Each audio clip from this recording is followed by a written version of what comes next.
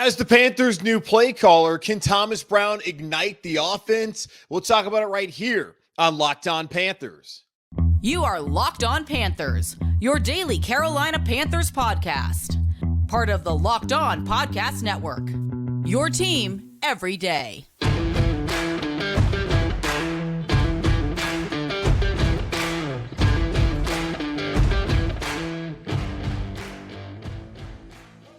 Welcome into another edition of the Locked On Panthers podcast, a part of the Locked On Podcast Network.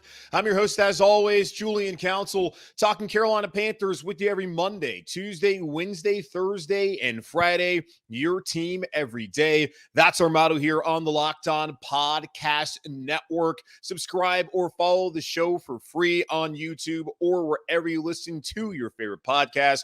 And be sure to follow me, Julian Council, on Twitter at Julian Council, where on Wednesdays like today, I answer your weekly Wednesday mailbag questions either at me or DM me to get into next week's edition of the weekly Wednesday mailbag right here on Locked On Panthers. I'm going to answer your mailbag questions momentarily, but first want to get into Thomas Brown being the new play caller here in Carolina. That news came out on Monday, as Frank Reich said it was 100% his decision. I don't believe you, Frank. To hand over play calling duties to Thomas Brown. He said he had discussions with David Tepper, the owner here in Carolina, and Scott Fitter, the general manager, dating back to January when they were putting this staff together with the idea that the bye week would make a lot of sense for the transition. Now, if the Carolina Panthers were 6-0 or 4-2, is this happening? I don't believe so. But is it the best thing for the team moving forward? Absolutely. Bryce Young, franchise quarterback, the Carolina Panthers gave up a ton to go out there and get him. And so far, he has not looked like the player we thought he would look like in the first 6 weeks of the season for the Carolina Panthers, really the 5 weeks that he played, missing out the game in Seattle. And Thomas Brown, he's 37. He has risen to the ranks here in the NFL as the third black play caller currently, as far as offensive play callers go in the NFL. A former player, having played at Georgia and briefly in the NFL, was with Sean McVay and that coaching staff the last couple of years. Bright guy. People believe he's going to be a future head coach. And if that's the case, that he has that kind of leadership ability and he's worked with Sean McVay, one of the best offensive minds in the NFL, and you're looking towards the future and developing Bryce and having that one singular voice, and a guy who came out on Monday and said that Bryce Young was number one on his board. Whether that's true or not, I'm going to believe Thomas Brown because I don't think he has any reason to lie to us. He's been very good with the media since the first time he went up there and spoke to him. You know, Gerald Vero hasn't really said much at all. Chris Tabor has nothing that he wants to do with the media. But Thomas Brown has always been engaging. So I appreciate his candor so far, and I think that he has an opportunity to maybe do a good job here in Carolina. So it makes sense. If Bryce Young's your franchise guy and you're struggling right now, you want to simplify the offense, and you got too many cooks in the kitchen, then let Thomas Brown, who was always supposed to be the future play caller, be the play caller now, and let's see how things go for the Carolina Panthers moving forward. And Thomas Brown, he expressed his gratitude to Frank Reich, saying, I'm super appreciative of Frank for giving me this opportunity, not just talking about the play calling opportunity, but just from the very beginning, because it's not normal in this profession to stick to, it's normal in this profession to stick to who you know, guys you worked with before, and we had no prior background together. So from the very beginning, he's always been open and honest with his approach. Most of the time, these jobs are filled before the interview process even starts, so giving me a chance to go through that,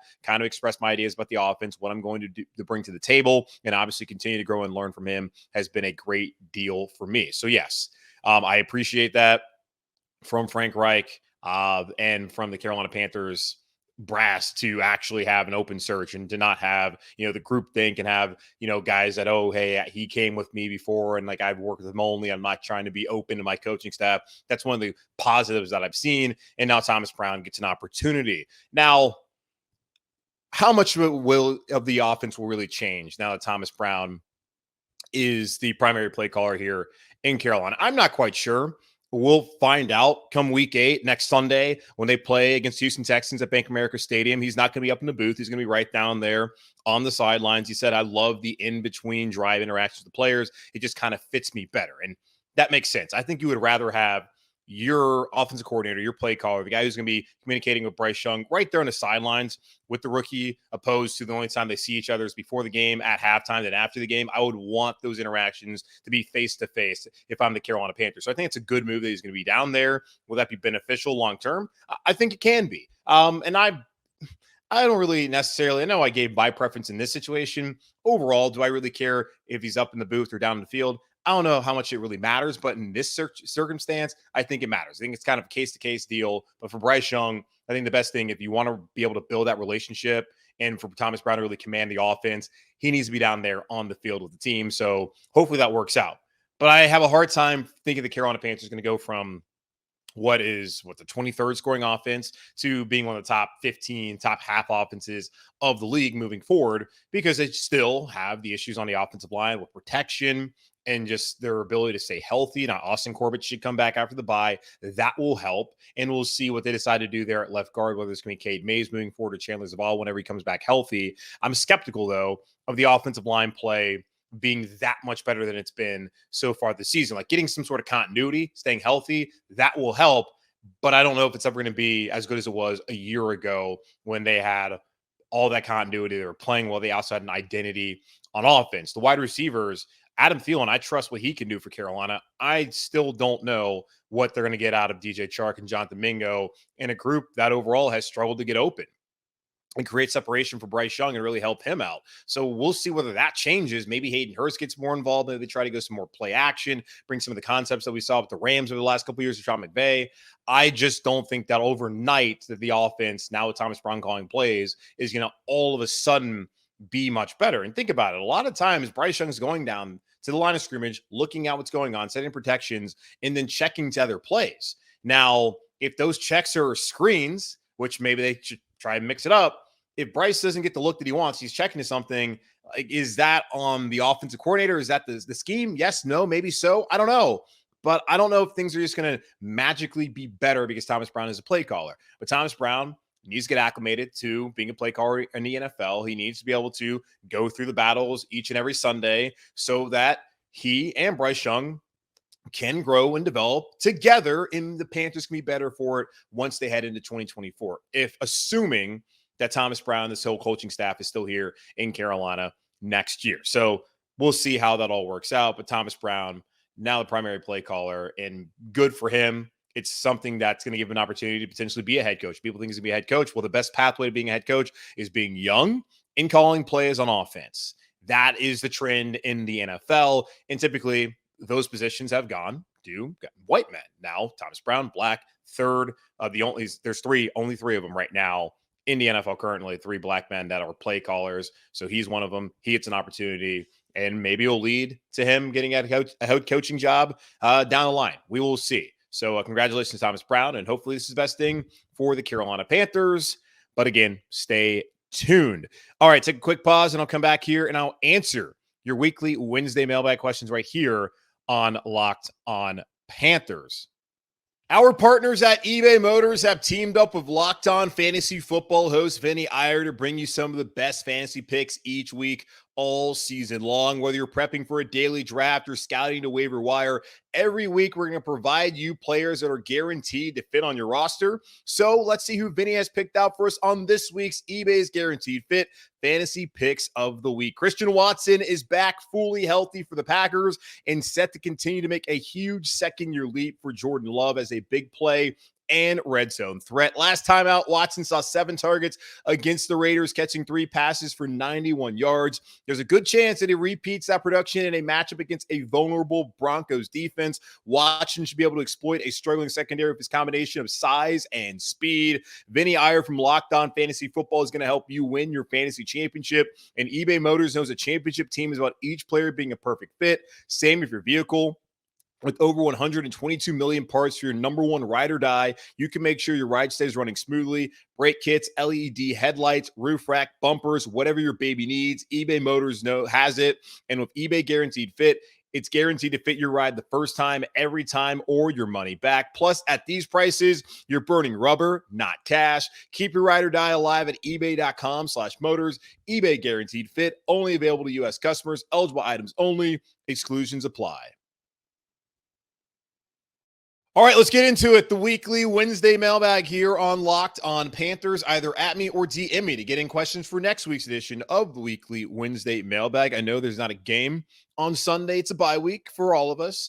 Thank God. But please send in questions for next Wednesday. You know, think about some things, send them in, and I'll answer your questions heading into the Week 8 matchup against the Houston Texans, which will probably be, in a lot of fans' eyes, a referendum on whether the Panthers got the Bryce Young pick right, even though way too early to go down that road. But going over to Kevin now. Kevin asks, is Frank Reich having buyer's remorse with taking this head coaching position? Do you see Frank walking away just because he doesn't want to coach anymore? And if so, does someone take over, like maybe Thomas Brown, if things go well, or don't, or do we start over again? I had a friend text me on Tuesday because we're talking about Thomas Brown and him taking over as a play caller.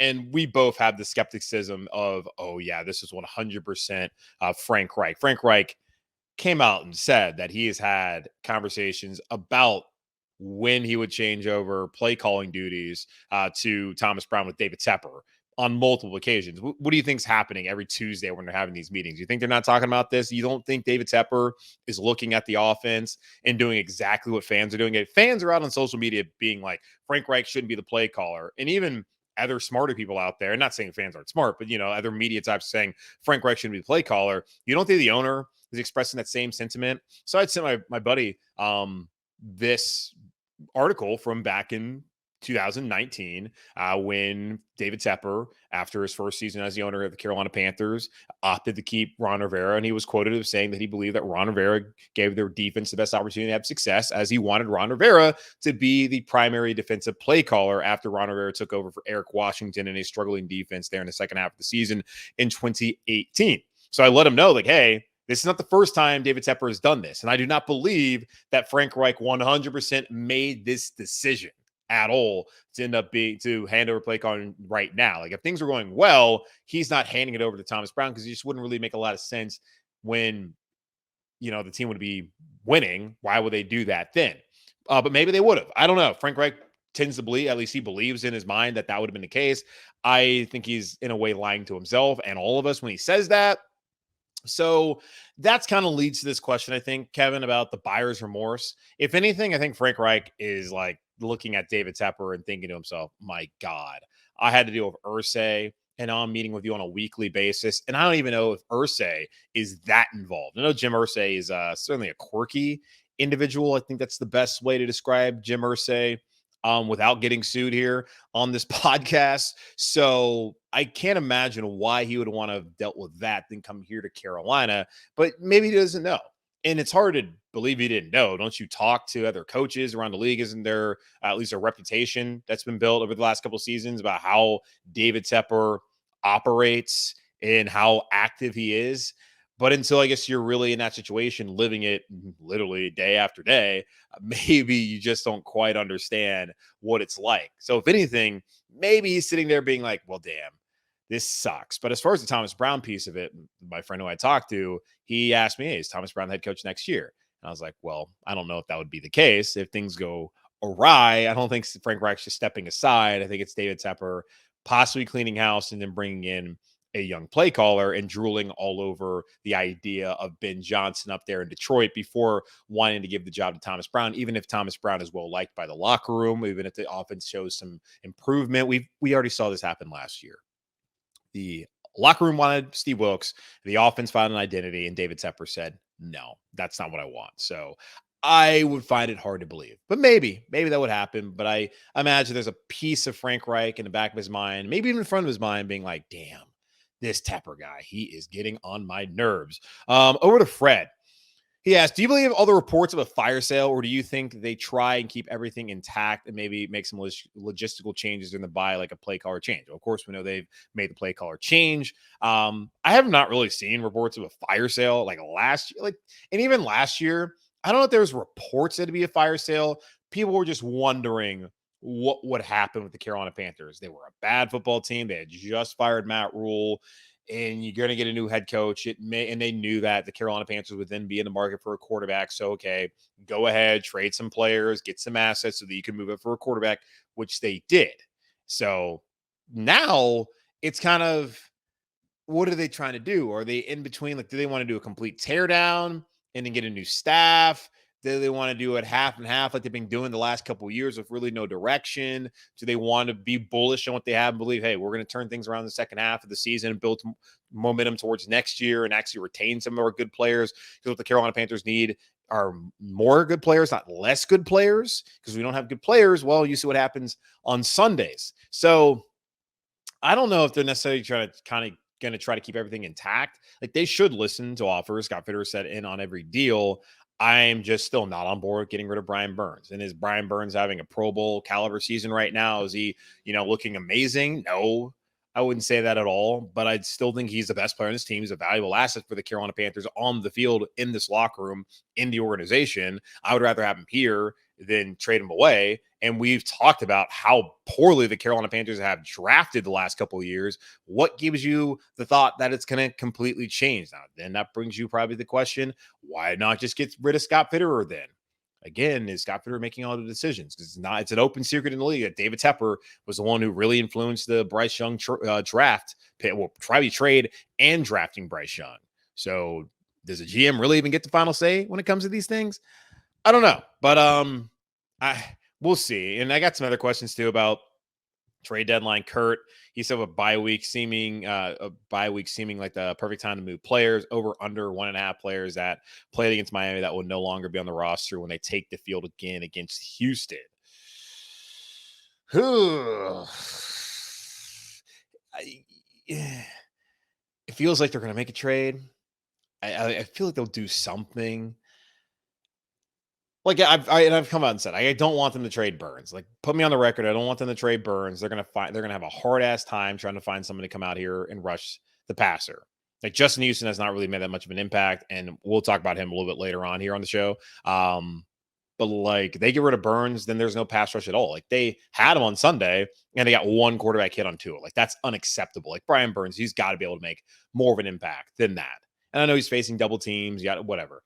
He's got to be at least seen in these games. And he made his presence known immediately when they played against the Falcons. And he's, hasn't been nearly as disrupted the last couple of weeks, but he's a good player for the Carolina Panthers. And I do not want to see him out of Carolina, because that means DJ's gone. It means McCaffrey's gone. It means Burns is gone. That's 3 first-round picks. Like, those are the picks the Panthers are actually getting right. So why get rid of them, especially if they're in a premium position? So no, I don't want to see that happen. But if I had to go over under, I guess I'd probably say, I'd go over. I say maybe they make 2 trades. I'll go with over. I don't necessarily know who it would be. Maybe Chin. Like, there hasn't really been much talk about contract talk momentum there. That would maybe make sense. I mean, Dante Jackson. That can make sense for the Carolina Panthers as they try to figure out what they're going to do at corner long term. And then here, how about this guy, Alex? He asked, you said the only thing that matters now is the future. Does that mean it's time to trade / release Justin Houston? He's taking reps from young guys. You have to think at this point in his career, he'd want to play for contender. Yeah, Justin Houston comes from Baltimore. You got to imagine he is regretting that decision, where there was talk and reports out there that the Ravens would like to have brought back Justin Houston. And it just kind of took some time. And he's old. He's not going to sit there and go through OTAs, mandatory minicamp, and even most of training camp. He's going to wait until, the preseason is almost over to want to sign with the team, which is basically, I guess he signed a little bit earlier than that for the Carolina Panthers. But you have to imagine he's just like, damn, this is not the situation I want to be in at age 34. That would make sense as a player that you could trade, maybe get like a 7th round pick. I don't know how much you're really getting out of Justin Houston as far as compensation, but that would be a logical guy to get rid of, because, hey, you're doing him a favor. You're letting him go to a contender, and it's possibly asked out. Like, think about last year, Baker Mayfield. He wasn't the quarterback here anymore. He was back healthy. He's like, hey, guys, like, can I just be released? And so I can go sign somewhere else. Like, there's a possibility that happens with the Carolina Panthers. You think about a couple of years ago when the Panthers traded for Stephon Gilmore. What happened? Earlier today, the Patriots had the reports leak out that they were going to release him, and that basically let teams know, hey, if you really want Stephon Gilmore, you better come out here and trade for him right now. It's possible the Carolina Panthers can, like, do something like that, just leak it, to Rappaport, to Schefter, whoever, and then have some teams maybe come out here and try and trade for him. So I'd say the over-under would be, is you say it's 1.5, Kurt. I'll say it's 2. And I would agree, Alex, that Justin Houston really hasn't done that much. And you've seen some improvement from Gross-Matos this year. And whenever, I don't know when Marquise Haynes comes back, but if Haynes can come back, then it's like, okay, Gross-Matos has played better. He's still got Burns around. Fingers crossed. We'll see what happens. You can bring Haynes in to kind of replace Justin Houston if the Carolina Panthers decide that they want to, trade him elsewhere. But that would make sense as far as a move. But I don't know if they're going to have any big moves aside from possibly Brian Burns, but that still is all speculation. Really no sort of rumors out there that the Panthers want to do that. The only thing is that the compensation, Albert Breer said this of Sports Illustrated, saying that the compensation last year is not the same this year because of the whole situation of his contract and a team having to trade for him, then negotiate a new deal with him. And who knows whether that would get done. So there's a level of risk a team would be, having to incur if they decide to trade a first-round pick or something akin to that for Brian Burns' services here at the deadline. All right, let's take another quick pause here, and then I'll come back and answer the rest of your weekly Wednesday mailbag questions right here on Locked On Panthers. This show is sponsored by BetterHelp. Do you ever feel like your brain is getting in its own way? Like you know what you should do, what's good for you, but you just can't do it? Therapy helps you figure out what's holding you back so you can work for yourself instead of against yourself. If you're thinking of starting therapy, give BetterHelp a try. It's entirely online, designed to be convenient, flexible, and suited to your schedule. Just fill out a brief questionnaire to get matched with a licensed therapist and switch therapists anytime for no additional charge. Make your brain your friend with BetterHelp. Visit BetterHelp.com/lockedon today to get 10% off your first month. That's BetterHelp, HELP.com/lockedon. All right, a couple more questions here on the show before we get out of here on this weekly Wednesday mailbag edition of the Locked On Panthers podcast. Again, every Wednesday throughout the rest of the regular season, I'll be answering your weekly Wednesday mailbag questions either at me or DM me over on Twitter at Julian Council to get those questions into me now. Or you can do what Wilson did and text me. But of course, you guys don't have my number. But Wilson asks, Yetur Grosse-Matos has been a relative bright spot with 2.5 sacks through the first 6 games, particularly given how most people expected little from him coming into the season. What more does he need to do to justify Carolina bringing him back next year, or has he shown enough already? It's possible that he has. Now, I guess there's a few factors. Is the same coaching staff still here in Carolina next season? Is Scott Fitterer still here in Carolina next season? Like, those are two things that I feel like we got to figure out what is going to happen first before really having kind of a discussion about Gross-Matos coming back. Really, let's think about it. Gross-Matos, final year of his deal, is showing some improvement. And a lot of people, myself included, felt like he was going to be an awkward fit in this 3-4 scheme that Ejiro Rivera was bringing over from Denver.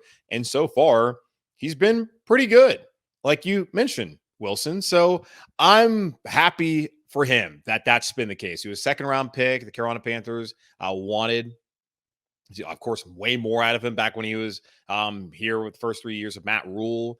I still do wonder, like, if this is the kind of scheme fit for him long term, like if he would be better suited as, more traditionally as a even front 4-3, like defensive end, opposed to what he's been doing this year in Carolina. So we'll see. And you got to understand too, like, does he want to be here long term, or does he kind of feel like, and he's going to come out and say, oh, I can fit in this defense. Like, that's what he said back in training camp. But the Carolina Panthers clearly didn't have a ton of faith in him coming into the year because they went out there and got Justin Houston. I think just having a veteran makes sense. That can give cover to guys like DJ Johnson as well, who hasn't really played that much. The third round pick the Panthers erroneously traded up for. Just what a horrible move that was. I just don't know if that's something that they want to do. The money has to be right. Like, of course, there's so many things you got to think about too that go into this. So I think he's a replacement level player, and he's much better than like the Nick Thurmans and the Ryan Rays the Panthers, for whatever reason, have on the defensive line. I think he gives him far more, whether you want to consider him a defensive lineman or an outside linebacker. I do think that he could be someone worth keeping around. Like, I didn't think Marquise Haynes was going to come back here to Carolina, and they kept him. So it's possible that Gross-Matos comes back and maybe they sign him to like a modest deal like Marquise Haynes signed. And I think that could make sense for the Carolina Panthers, but does it make sense for him? I don't know. But so far, I feel like I agree. He's been good for them. He's been one of the lone bright spots in a banged up defense, and one that right now is one of the worst in the league because they've been so injured. So yeah, it's worth considering. Just got to figure out whether they're going to have the same coach and GM, because that obviously is going to play a massive role in what this roster and organization looks like moving forward into the offseason in 2024. And over to Jake, final question, by the way. It's another question about a player that I think a lot of us questioned whether he would be on the roster after the season. Maybe there's going to be a spot for him after this year. Jake asked, is there a real scenario we bring back CJ Henderson next season? I feel like his poor play over the last 2 seasons has blinded fans to his good play this year at cornerback 1 for the most part. Considering JC's injury bug, Dante more than likely gone before the trade deadline, and the rest of the room, it doesn't seem smart to replace the entire unit. Well, JC Horn's not going anywhere. They're reevaluating him. At least he's going to have a checkup this week with the doctor. Then they'll decide the next steps from there. So JC Horn isn't going to go anywhere. He'll be here next year, and it could be his final year. I do not see how they could possibly exercise a 5th-year option unless he just goes out and is all world in the final half of the season, whenever the hell he comes back. But considering the amount of time he's missed in his rookie year, last year, and this year, it doesn't seem wise for the Carolina Panthers to exercise that 5th-year option and basically tell them next year, you got to prove it. You got to stay healthy before we're going to go out there and invest in you financially for the long term. So Horn's not going to go anywhere. Troy Hill will be gone. Dante could be gone, whether they decide to trade him or they just want to part ways after the offseason or in the offseason. That would make sense for the Panthers. So Henderson, he does have value in a way because he's been out there playing and he's been fine. He's been better. He hasn't been a complete liability like he was the last 2 seasons, and still a young player transitioning to different defenses, different coaching staffs. Like, that doesn't help at all. But so far, I think he's played, fairly well for the Carolina Panthers, where I still don't believe like he's like a top 10 kind of player like he was coming in that, like he was 10th overall pick or whatever, 9th overall pick, 10th overall, whatever it was in that draft. Has he lived up to that draft billing? No, but he's out there on the field getting an opportunity, making a couple plays in some of these games. So there could be value. They're able to bring back CJ Henderson. But there's going to be other teams out there that are going to look at Henderson and think to themselves, well, hey, he was a top 10 pick. He's put a lot in Carolina. He improved last year. Why don't we go out there, especially a team that might be just desperate for a cornerback? They may be willing to give him a lot more than the Carolina Panthers want to give. And that's what happens in free agency. People get desperate. They throw money at dudes that you're just like, why would you do that? CJ Henderson could be the beneficiary of that this offseason after missing out on that $11 million that would have been paid had the Carolina Panthers exercised his 5th-year option. So I do think it could make sense, considering that if he leaves and Dante gets traded or gets cut, and then Troy Hill's gone, and they still have Deshaun Jameson, they want to keep him around. They just don't have a ton of depth, and you don't really know what the future of that position looks like, even with J.C. Horn back. And Scott Fitter came out and said when they traded for him that it was not a reactionary move to J.C. getting injured. It was a move for the future. And I've talked about, well, the future is now. We need to see him perform. Well, he started to perform a little bit. And if he's the guy that they wanted opposite of JC for the future, and he keeps playing relatively well, and he's at least available, which a lot of these guys aren't, then there's a pretty good argument to be made that he's worth bringing back, again, at the right price. So let's see how it all plays out. That's going to wrap up this edition of the Locked On Panthers podcast, part of the Locked On Podcast Network, hosted by yours truly, Julian Council. Again, y'all subscribe or follow the show for free over on YouTube or wherever you listen to your favorite podcast.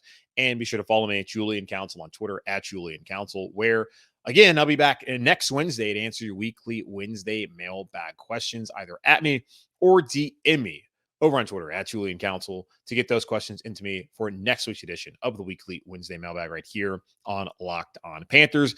But in the meantime, be safe, be happy, be whole. As always, keep pounding, and I'll talk to y'all on Thursday.